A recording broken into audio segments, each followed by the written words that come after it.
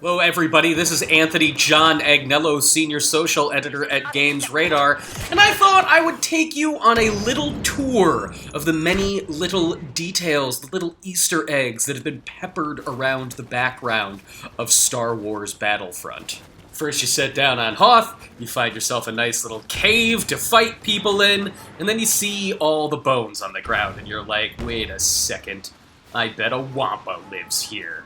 And then, if you're hanging out on Tatooine, you're no longer on Hoth, you think to yourself, that's odd. What is 2-1B, the medical droid, doing here? Wait a second. Yo, it is here. Droid-hungry Jawas. Jawas that are chaseable! Go get them! Go get all of them! And then, there are other things that you can find on Tatooine while touring around Beggar's Canyon.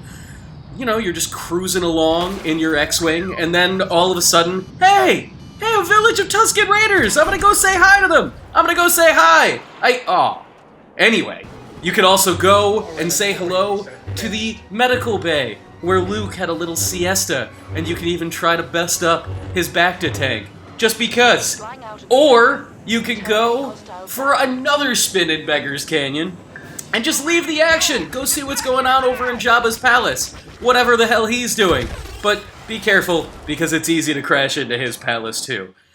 You know, the little mouse droid that shows up hanging out with an AT-AT when you just let the menu idle, he seems to know what's going on in life. He seems to be okay with things. He knows what he's doing.